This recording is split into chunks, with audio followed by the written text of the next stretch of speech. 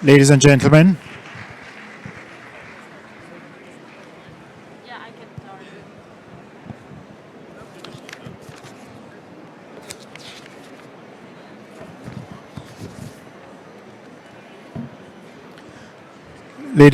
we're going to start now. Could you take your seats, please?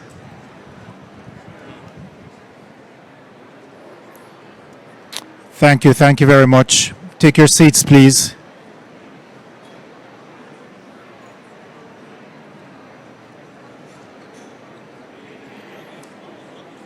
I know there's a lot going on. You have a lot of choices in terms of side events this morning, so thank you so much for coming to hear some of what we have to say with respect to the landlocked countries and the challenges that they're facing regarding energy, climate change, and water.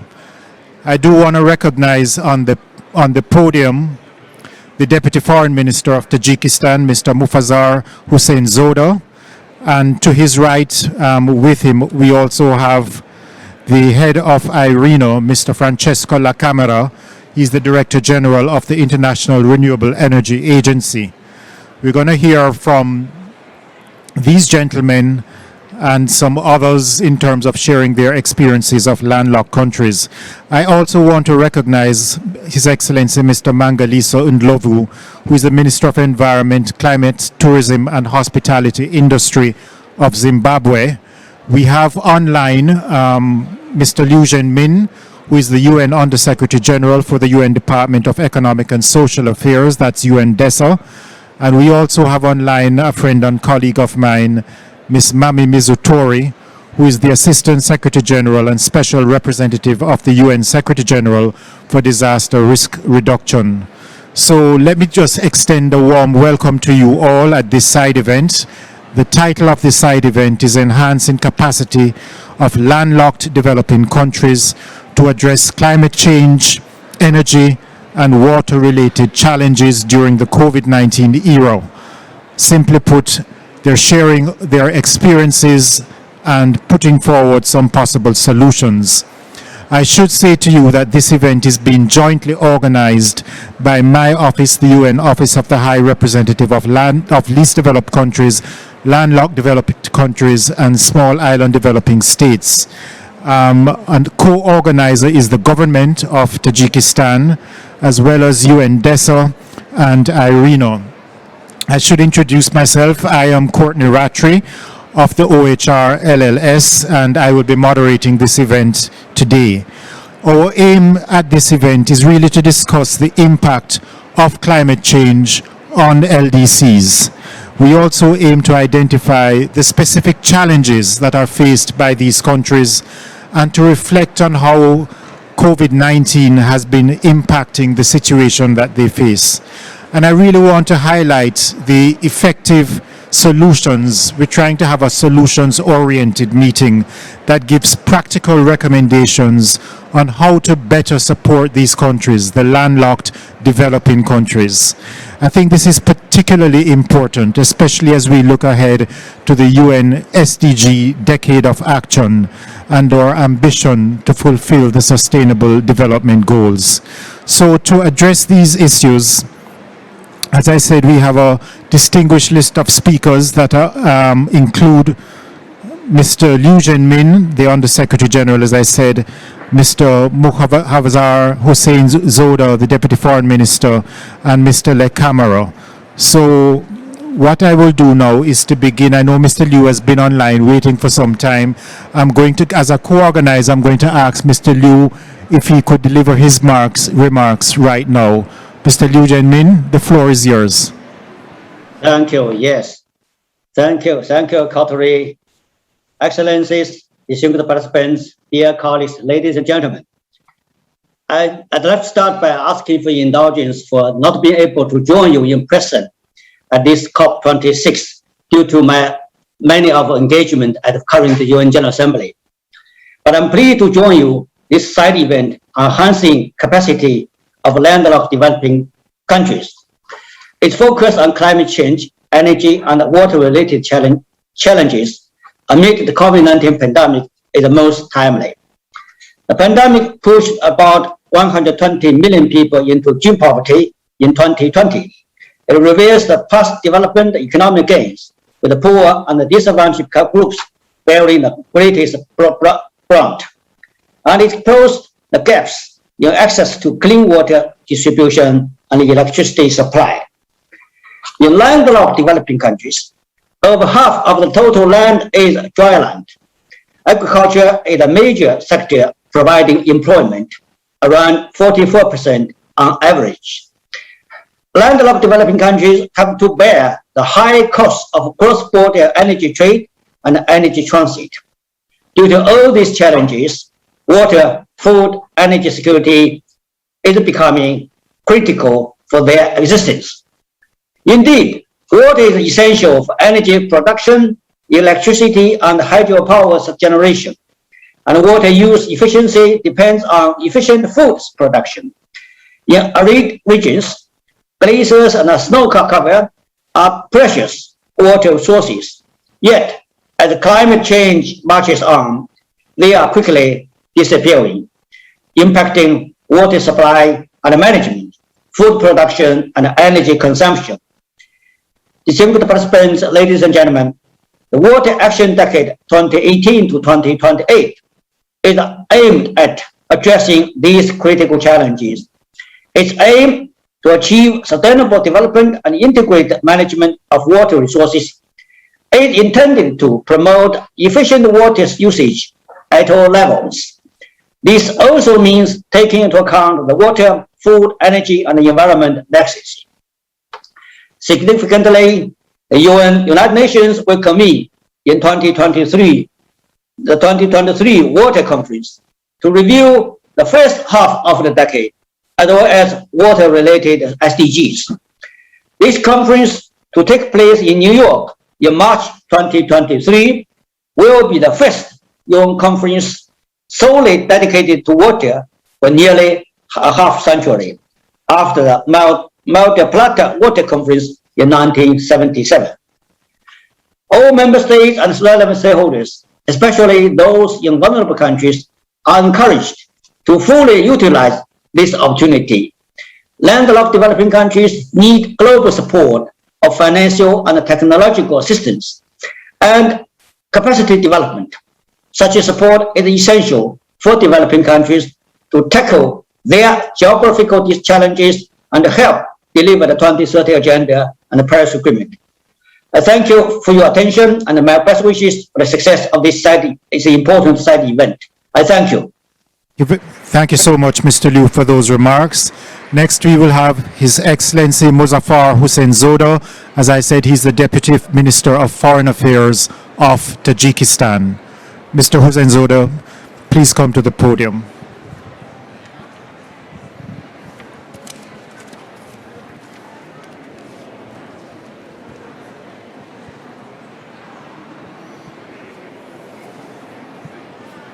Thank you, Mr. Chair.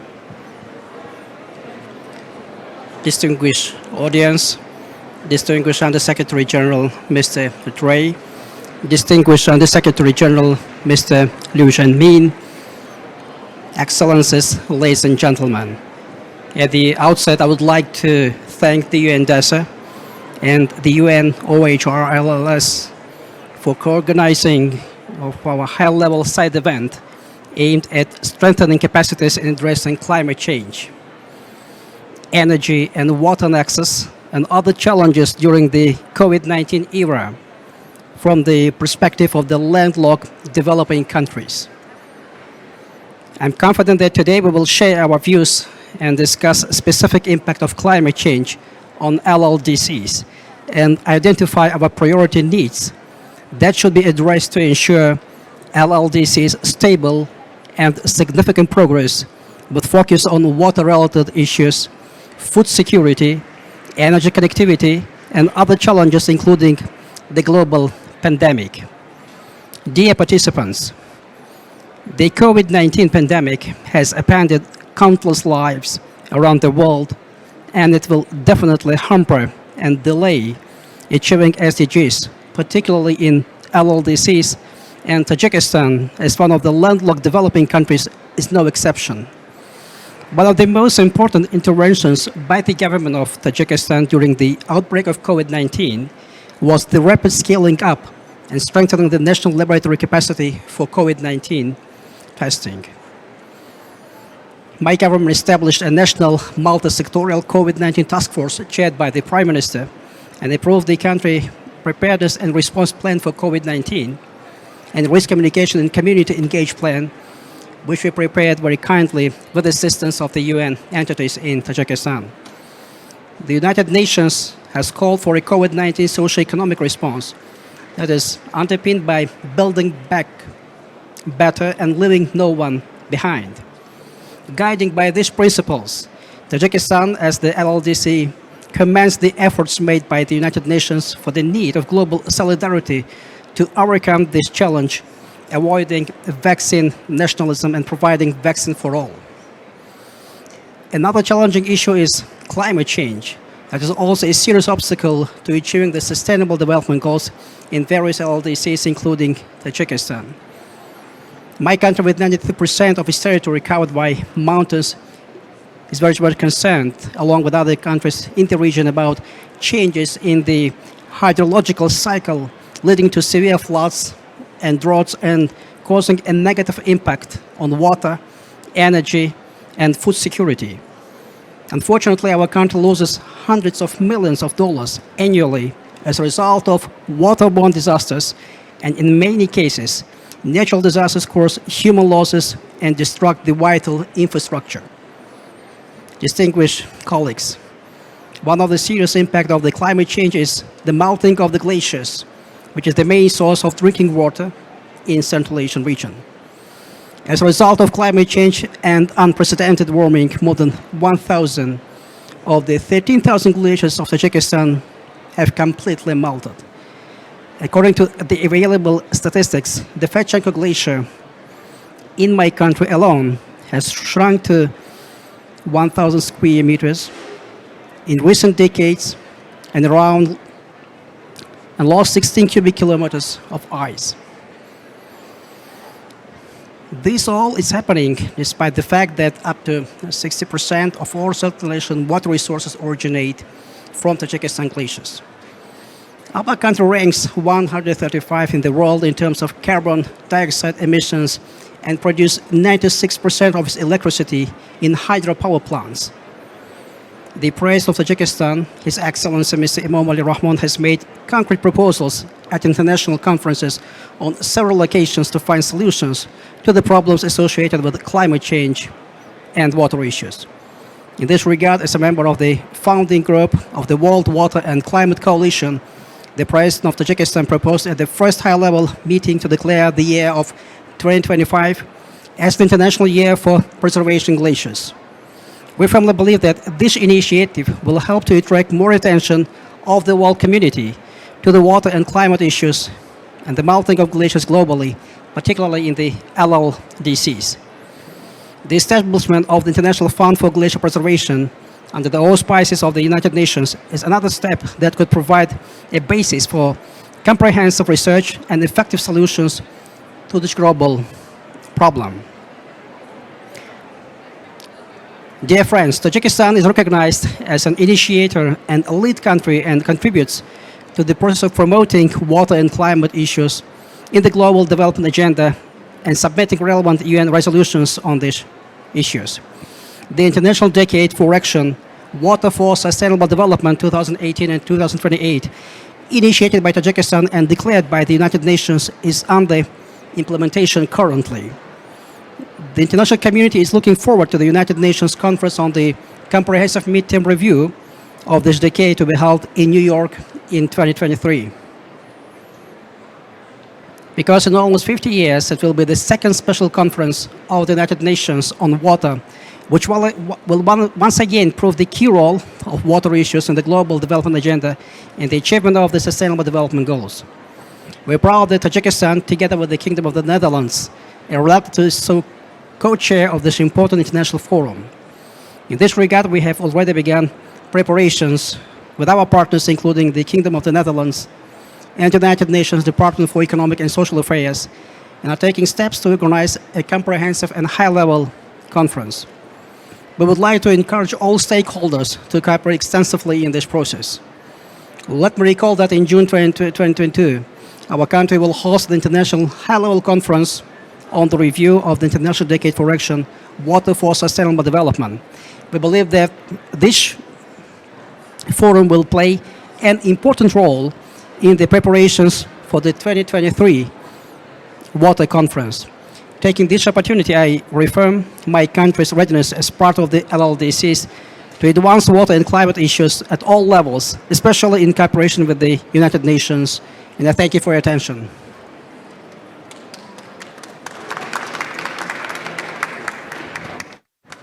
Let me thank Deputy Foreign Minister Hussein Zoda for those remarks and call on the Director General of IRENA, Francesco La Camera, to deliver his remarks. Please.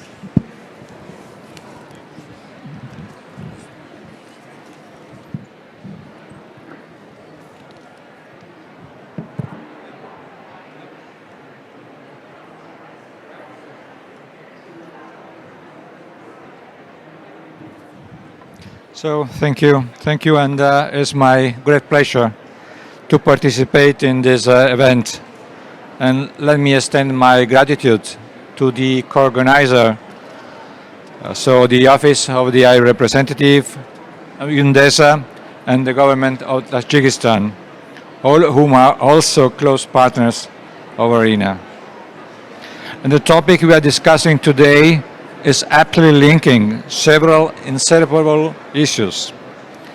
If we never needed a further reminder of the deep-rooted vulnerability of many nations and inequalities across the economy and geographies, COVID-19 pandemic has shown this with a great intensity.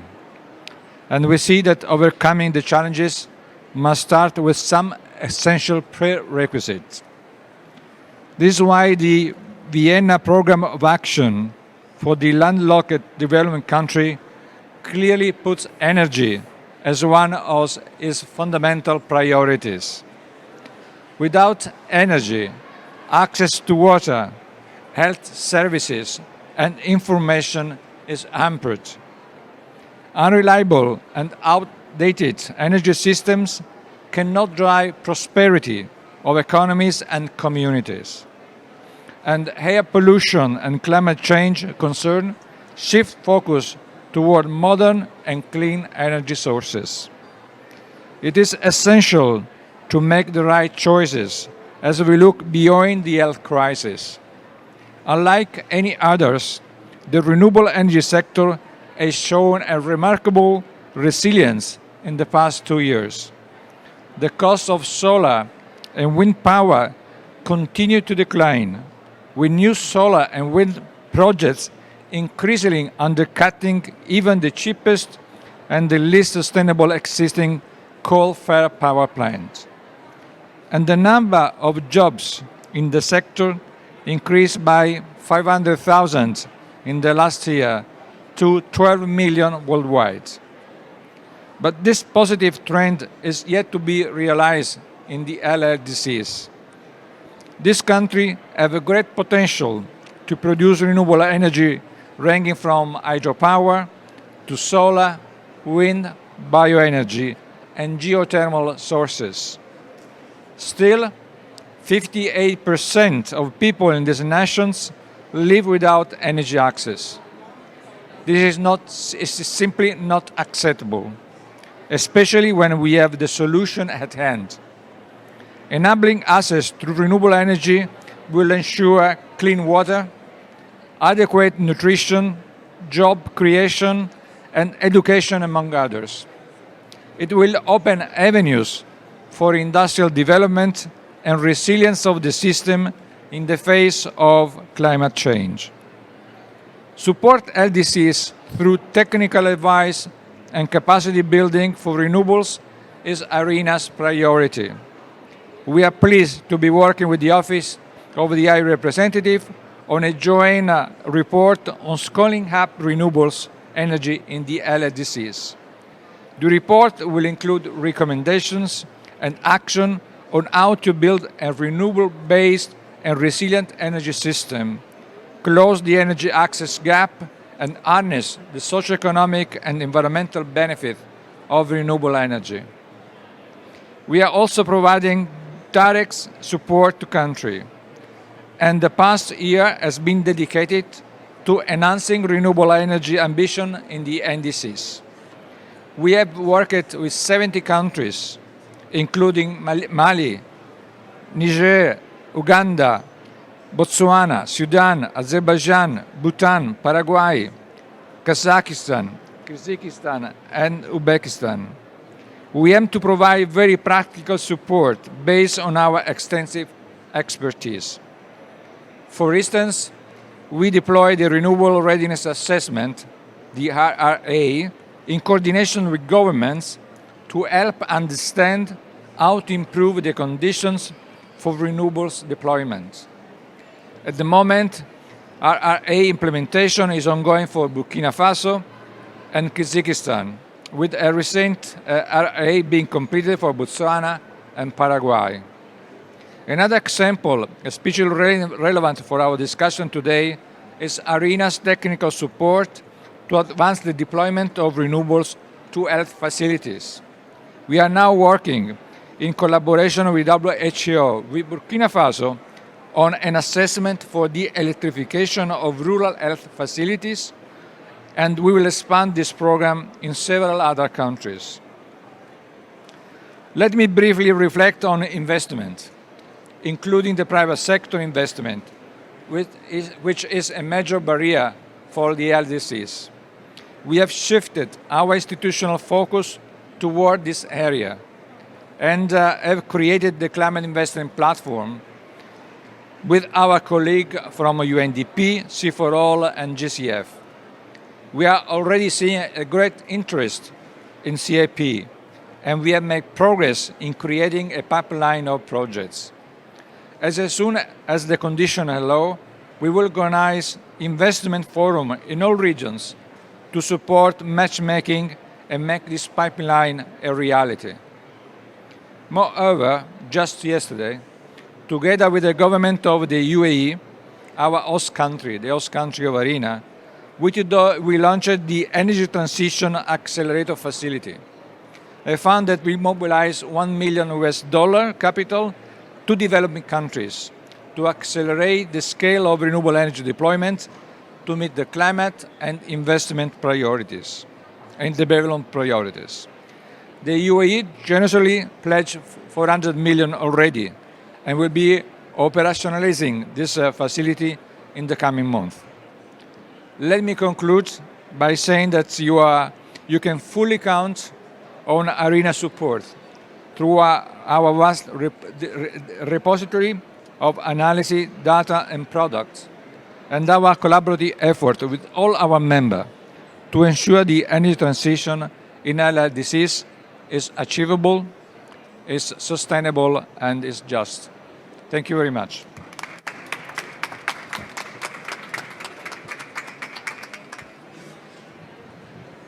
I'd like to thank the Director General of IRENA for bringing us that message and including some of the really interesting initiatives that he's doing with the United Arab Emirates and also with the establishment of the Climate Investment Platform. We look forward to those being materialized. I do now want to turn to our next speaker, who is already on the stage, His Excellency Mangaliso Ndlovu, who is the Minister of Environment, Climate, Tourism and Hospitality Industry of Zimbabwe. It's a pleasure to have you, sir. You have the floor.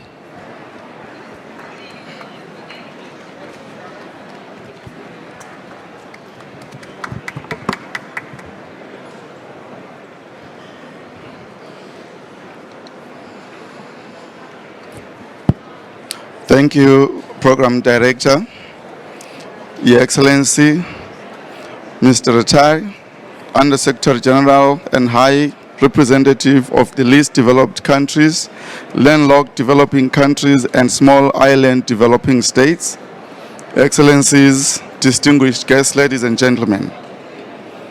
It is very clear that the effects of the climate change are disproportionately borne by those who least contributed to it, the developing countries, particularly the African countries, as well as the landlocked countries. Ladies and gentlemen, the situation is far worse for landlocked developing countries like Zimbabwe.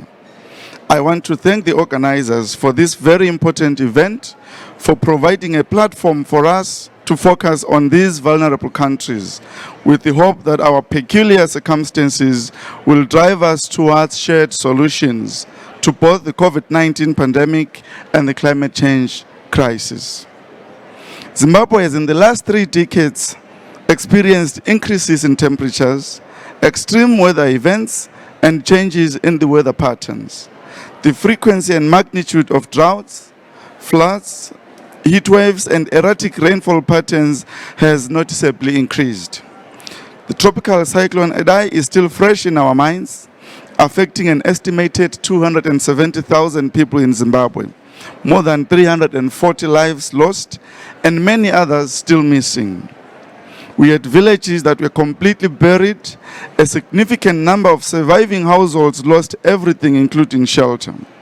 Agriculture, schools, and health facilities all suffered heavy impacts. Roads and bridges were severely damaged, and some 1,500 kilometers of the road network was rendered unusable for months, affecting market access. This story, ladies and gentlemen, is not unique to Zimbabwe, Mozambique, and Malawi, but one that humanity is increasingly confronting, and this will intensify if the rhetoric that we have been hearing from world leaders at this COP26 and in many other platforms is not translated to urgent action. The agricultural sector in Zimbabwe provides a major source of livelihood for over 70% of the country's population, and the sector is largely rainfall dependent. The high temperatures and precipitation irregularities caused by climate change are causing arid environmental and increased water scarcity that makes it difficult for predictable agriculture. Livestock production hasn't been spared either, from declining pasture yields to increased pests and disease incidences, all influenced by climate change. Climate change impacts heavily on food security for smallholder farmers whose operations are not covered by irrigation schemes. Where communities used to easily access water through shallow wells, they now need to dig deeper to tap up the water. Increased water scarcity is seen in depreciating groundwater levels as the water tables are becoming deeper and deeper. This, ladies and gentlemen, is clear evidence that the groundwater is getting depleted owing to a drier climate. Increasing water scarcity is also affecting the productive sectors of the economy, such as mining, energy, agriculture, and tourism.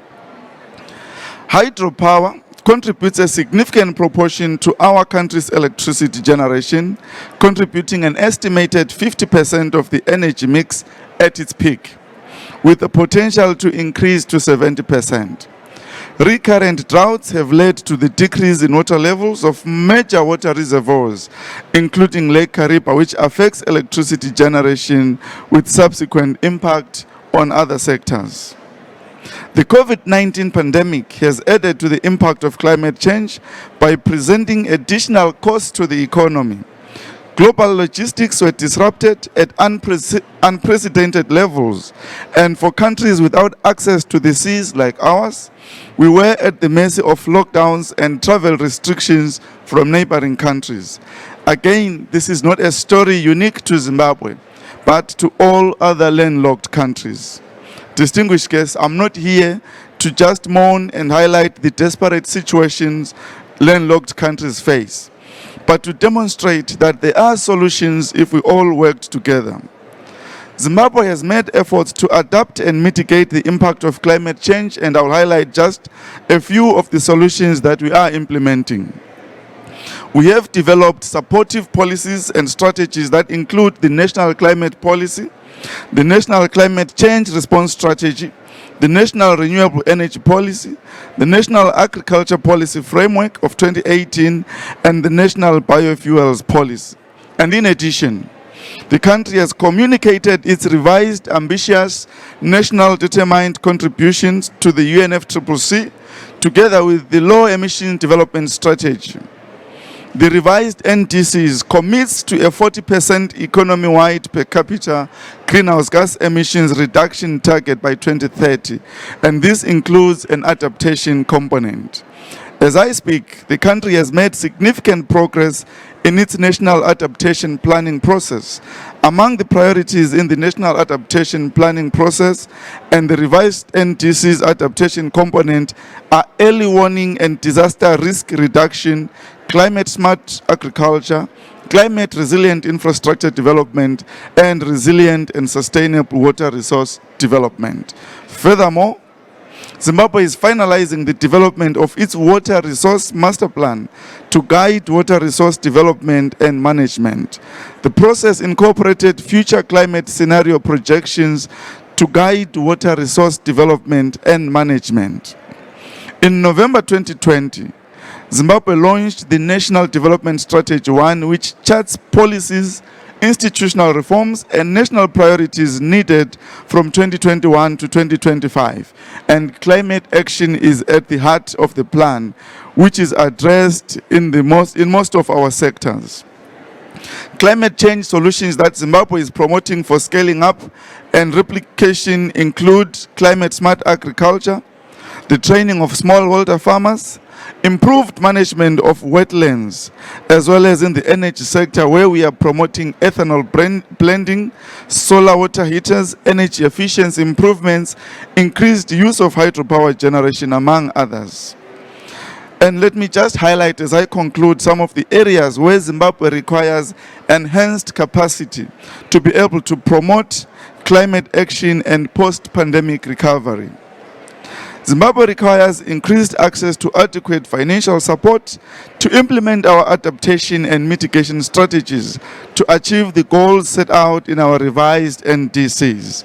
We need to be able to scale up solutions that are working, and we need to create green jobs and enhance the contribution of renewable energies in our energy mix. Distinguished colleagues, we urgently require predictable, adequate and accessible resources from the international community. I hope that developed countries will be able to deliver on the long-awaited promise to raise at least $100 billion every year in climate finance to support developing countries' transition to low carbon and climate resilient development pathways. We also require affordable and better technologies to strengthen adaptation in agriculture and water sectors, to build resilient infrastructure, in particular the roads, and to accelerate the energy transition. We also need capacity building, for example, towards identifying and preparing bankable projects to secure financial resources for climate change, adaptation and mitigation needs, and national capacities to monitor progress that we are making on climate action. Ladies and gentlemen, I have heard astronomical figures pledged to support adaptation by the developed countries. I just presented practical projects that can significantly impact communities and accelerate mitigation efforts. I look forward to a similar platform in COP27, where LLDCs will be articulating how they have benefited from these pledges.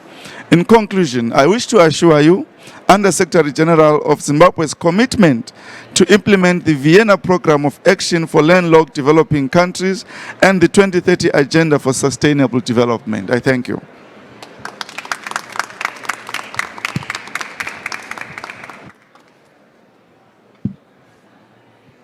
Let me thank Minister Mangolisa Unlovu for those excellent remarks. As he said, he's not just here to moan and groan and to talk about the challenges, which are not insurmountable. They're immense, but they can be overcome. There are solutions that are out there.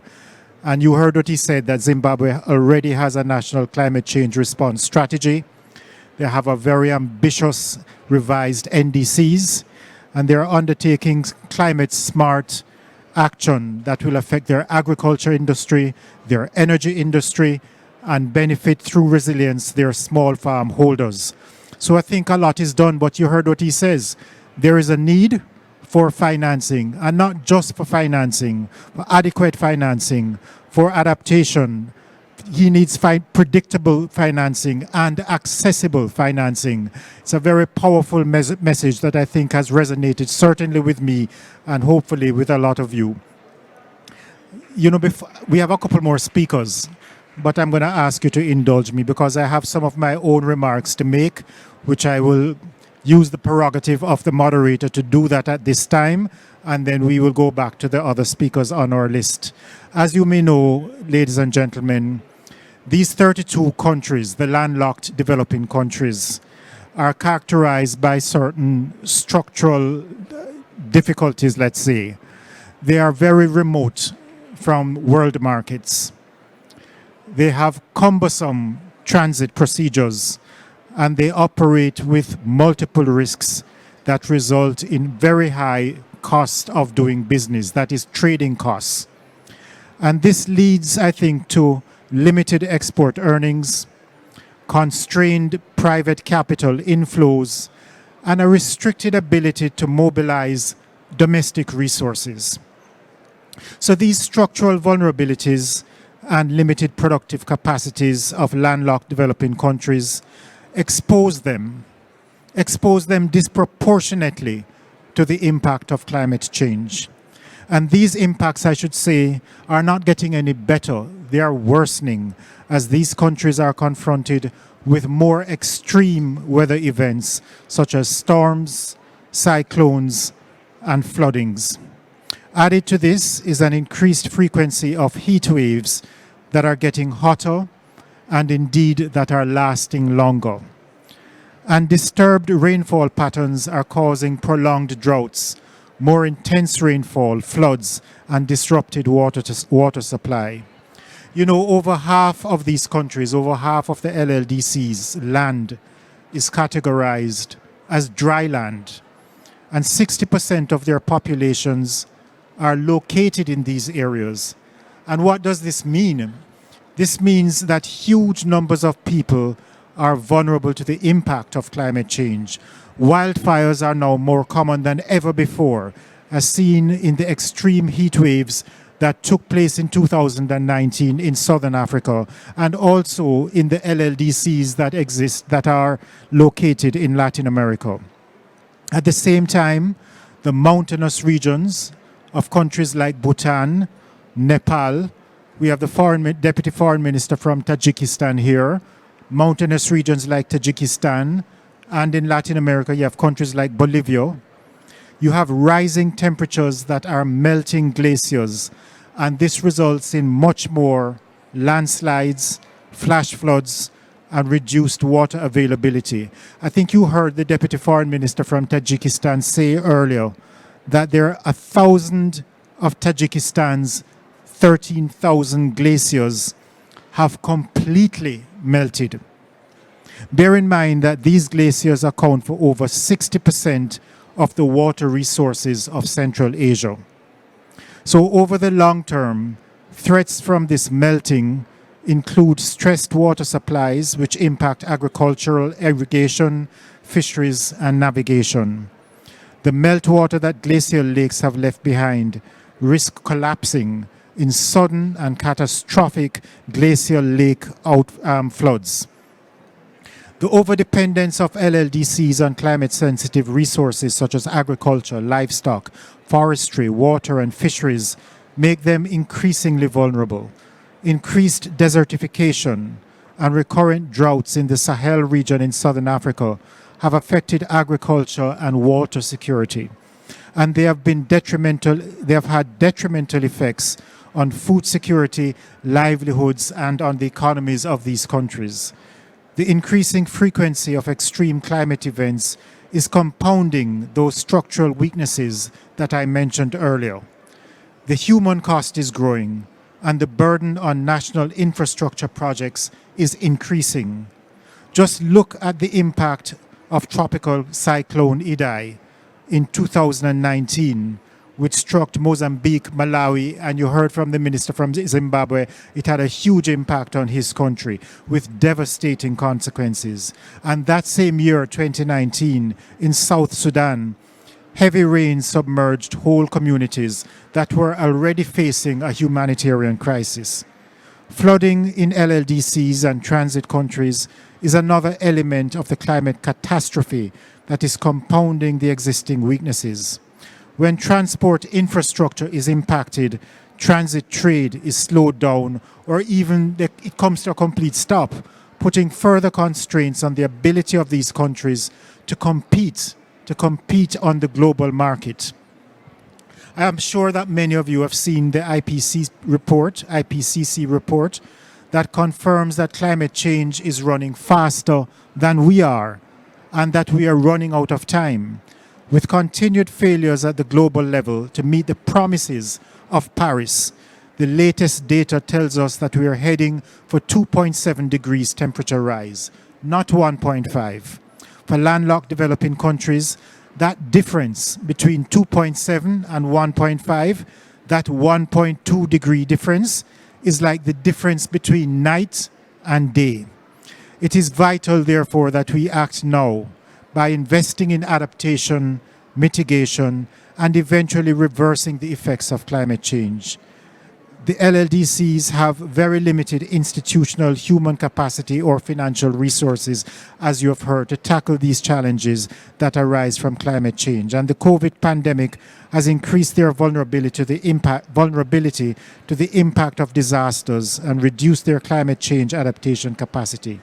However, we're going to focus on solutions, and there are solutions in sustainable water conservation, for example, land restoration, and sustainable climate-smart agriculture. Climate-resilient infrastructure is another solution, as is renewable energy solutions and strengthened early warning systems. So I'm going to turn it over to somebody who can talk to you a little bit about strengthening early warning systems. It's my friend and colleague, the Assistant Secretary General and Special Representative of the UN Secretary General for Disaster Risk Reduction. It's a pleasure now to give the floor to Ms. Mami Mizutori, who is joining us online. Thank you very much, Courtney. We have heard so forcefully from our dear colleagues from the landlocked developing countries on their challenges. And we have heard from you, Courtney, that we need to focus on solutions. And let us do that. But first, I would like to begin by thanking the co-organizers of UN OCHA LLS, the government of Tajikistan, and UNDESA for inviting the UN Office for Disaster Risk Reduction to this event. We believe it's very important to be with you today because of all the disasters that you are experiencing. But again, the message that we need to be more preventative. As we have heard, LLDCs, climate and disaster risks that surround them far exceed the capacity to respond to and recover from disasters, and consequently being left behind in the implementation of the Sendai Framework, the Vienna Program of Action, and ultimately in the implementation of the SDGs. The environmental, social, and economic impact of extreme and slow onset events underscore that landlocked developing countries urgently need to take risk-informed approaches to poverty reduction, economic growth, and sustainable development. And there is a strong willingness to do this, but there are challenges. LLDCs face specific challenges, which requires a transboundary approach to risk governance, including cross-border cooperation on disaster-resilient infrastructure and trade with transit countries. And I'm delighted that in terms of the disaster-resilient infrastructure, already 4 landlocked developing countries, namely Afghanistan, Bhutan, Mongolia, and Nepal, have become members of the Coalition for Disaster-Resilient Infrastructure, co-led by the governments of India and UK, and UN Office for Disaster Risk Reduction as a founding member. And I would like to invite more landlocked developing countries to join this coalition that will, once again, provide solutions to your infrastructure issues. And it is also the point I would like to make that the political declaration of the midterm review of the Vienna Program for Action, in that member states have recognized resilience risk reduction as a priority and established synergies between the Program of Action and the Sendai framework, which is why it is very important for our organization to be with you in providing solutions. And I would like to say that the year 2023 is very important for the landlocked developing countries. Why? Because the midterm review of the Sendai framework will culminate.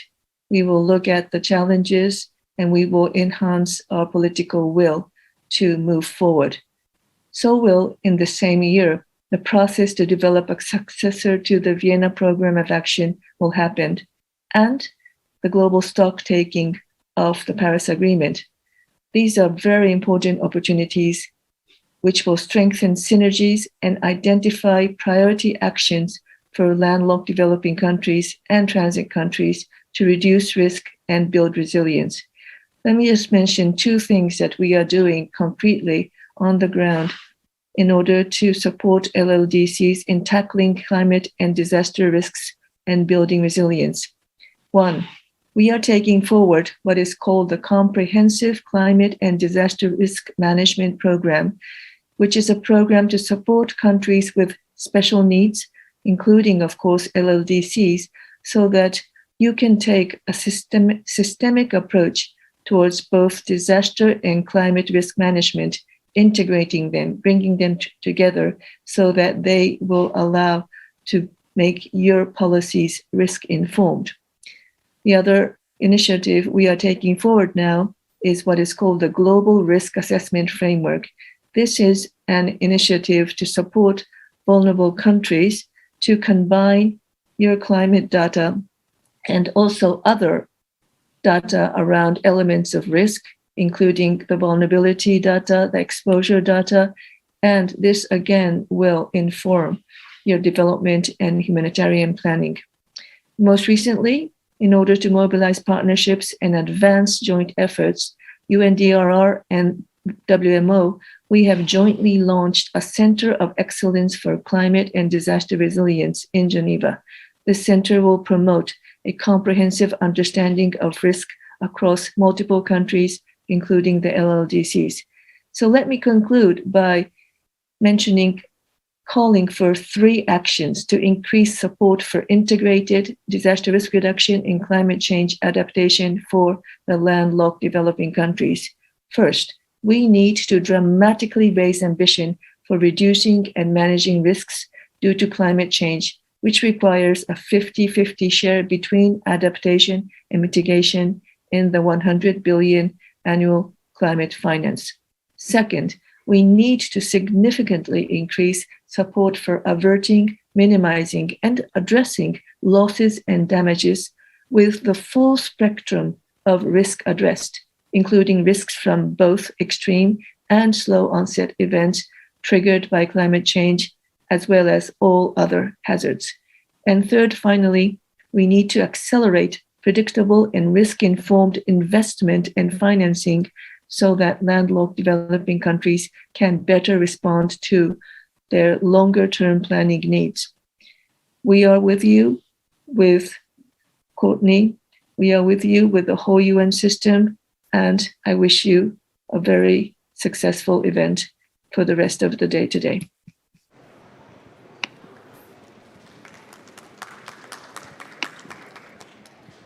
Thank you for those words and perspectives, Mami. We will now turn, well, let me just say, we're very grateful to the government of Mongolia, who plays host to the International Think Tank for Landlocked Developing Countries.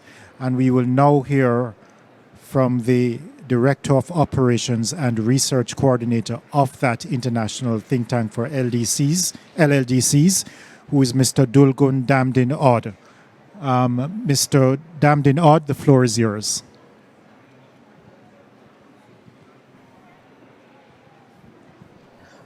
Thank you, Chair.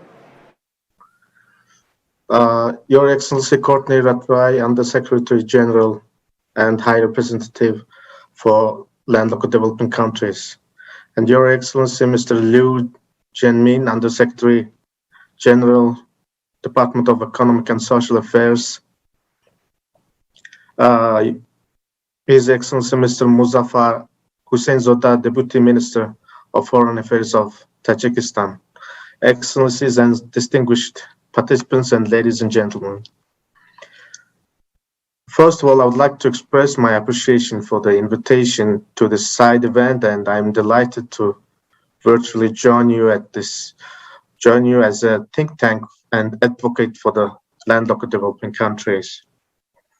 Let me acknowledge also the leadership of this UN OHRLS and its strong commitment to sustainable development of the landlocked developing countries. So today I'm going to present the case of Mongolia in terms of climate change and adaptation in landlocked developing countries.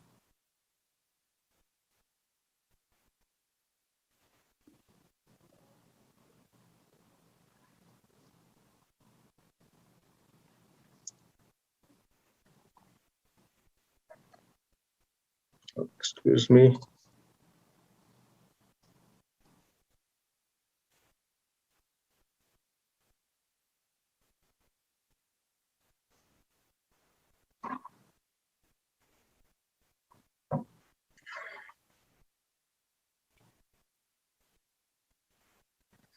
So the main contributing sectors to most landlocked developing countries' economy are mining and agriculture.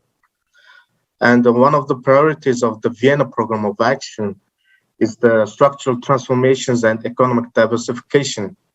And number of agriculture products and service sectors, financial products can be there.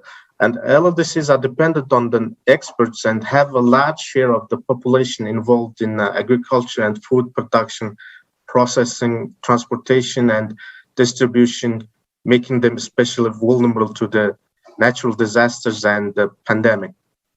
These facts and challenges include the remoteness and the limited access to international markets, long distances from the seaports and transit problems, reliance on transit neighboring countries for international trade, difficulties in hard and soft infrastructure, high trade and transaction costs, lack of productive capacities, high interdependence on international trade, and in particular on commodities such oil, minerals, vulnerability to climate change, desertification, and land degradation, amongst many. LLDCs have higher levels of food insecurity exacerbated by climate change, desertification, land degradation, and drought. The majority of their agricultural land being located in arid and semi-arid areas, with an estimated 54% of their land classified as dry land. Climate change affects all, and all the countries in the world have been impacted by the global effects of rise of global temperatures, increase of intense precipitation events, more droughts and heat waves, stronger hurricanes, rise of sea level, and meeting of ice caps. So around 54% of the 32 landlocked developing countries' land is classified as a dry land, as you see, and the economic impact due to the lost agricultural production caused by drought, extreme heat, and flood. LLDCs are lack of resources and GDP, healthcare system, technology to mitigate and adapt to climate change. And most of landlocked developing countries are experiencing poor governance, effectively allocating resources, developing monitoring and emergency programs, and high level of inequality in terms of income, education, and dependence on ecosystem. So regarding the Mongolian case, as a landlocked developing country in Asia, Mongolia has a very low population density with a population of 3.3 million people, and the contribution of agricultural sector to the Mongolian economy is 12%. and agriculture, and particularly the livestock herding, is an important source of living. So Mongolia's geographical location, extreme weather, and fragile ecosystems, coupled with prominent pastoral livestock and rain-fed agriculture sectors, make Mongolia's economy and their livelihood and traditional cultures highly vulnerable to climate change risks. So climate change trends in Mongolia is the annual average temperature has increased 3 times faster since 1940 than the global average, and slight decline in annual rainfall has been observed, which is most pronounced in the central region in Mongolia. And drought conditions have increased, as have the number of consecutive drought years since 2000. And consecutive wet days and the days with heavy rainfall have declined over the period of 1971 to 2015. The intensity of the drought, the severe winter, has increased. The number of days of dust storms has increased significantly also, from 18 days to 57 days over the period from 1960 to 2007. Mongolia has already experienced significant climate changes with temperatures increase and declines in rainfalls, and recent climate changes have led to chronic drought and increased exposure to secondary impacts such as dust storms. Mongolia faces rates of warming far higher than the global average. On the highest future emissions, pathway average warming could exceed 5 Celsius by the end of the century. Warming in maximum and the minimum daily temperatures is expected to be faster than the average rate, potentially amplifying the stress exerted on human health, livelihoods, and ecosystems. The intensity of extreme climate-driven hazards, including heat wave, drought, and river flood, is expected to increase. Mongolia's unique ecosystem are likely to come under pressure from a long-term warming and drying processes, with shifts in species ranges and potential loss of forest cover and associated species. Changes in climate conditions are projected to place further downward pressure on the yields of current agricultural crops, particularly wheat, threatening Mongolia's food security.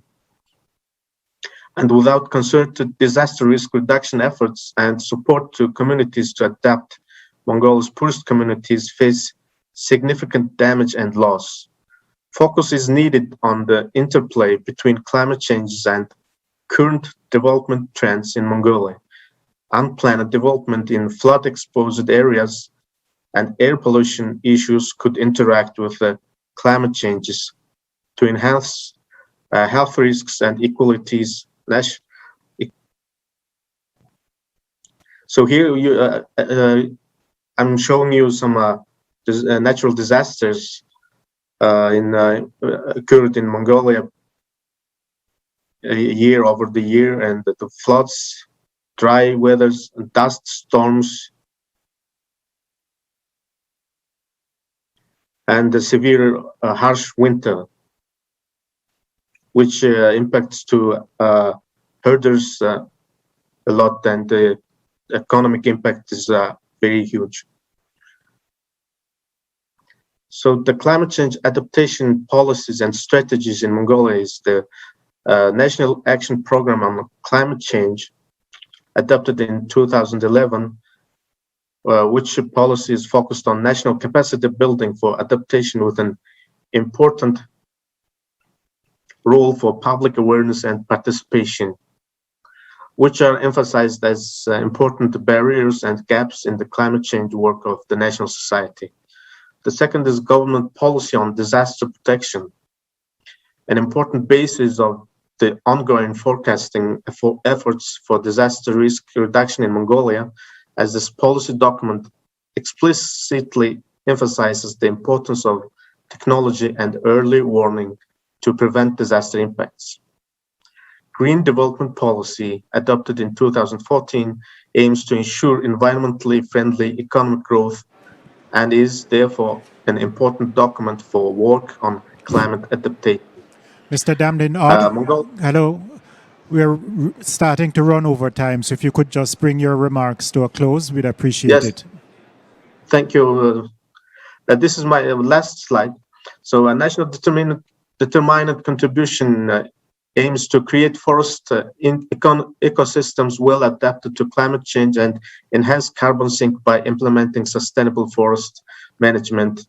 And the presidential decree issued in this October aims to develop a comprehensive national program to combat climate change and desertification, with actions to create a legal environment in which at least 1% of Mongolia GDP to be spent annually on combating climate change and desertification, and on increasing environmentally friendly and green facilities through public and local investments, and to organize a national campaign to plant more than 1 billion trees and ensure the implementation of it for 10 years. So lastly, the national strategy and the action plan for reducing emissions from deforestation and forest degradation. So taking this opportunity, I just want to take a moment to highlight the importance of the International Think Tank for Landlocked Developing Countries as the only intergovernmental organization of the group of LLDCs at the United Nations, and call on all participants to utilize the ITT LLDCs efficiently as a platform for knowledge sharing, deepening collaboration, generating knowledge, and developing the analytical tools to overcome our common challenges. So in conclusion, I would like to re-emphasize our full commitment to the cause of LLDCs, and we look forward to your recommendation and guidance for a coherent approach in the implementation of the ITT LLDCs agenda, especially with regard to the 2030 agenda and the Vienna Program of Action. And thank you for your attention. Thank you very much. I'd like to thank Mr. Damdin Odd, and indeed thank all the presenters that we've heard from today, and you, the participants as well, the audience, for engaging in this side event with us. As we have heard, there are successful solutions, I think, and best practices out there, such as climate-smart agriculture, sustainable water conservation, renewable energy solutions, and climate-resilient infrastructure. But it's also clear that more needs to be done to support the LLDCs in dealing with the impact of climate change. There needs to be, as we've heard, increased financial and technical support towards building institutional and human capacity for development and for implementation of NDCs and NAPs.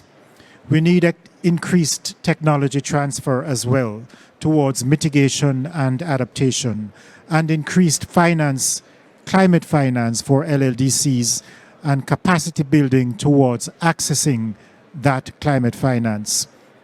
I think the role of development partners, the role of the private sector and other international organizations are critical, especially in relation to getting out of the COVID-19 situation, while at the same time prioritizing climate action. So I would like to assure you of the UN's full commitment to supporting these countries. And with those very few words of conclusion, I'd like to thank you, the audience, again for your engaged and active participation. This event is now adjourned. Thank you so much.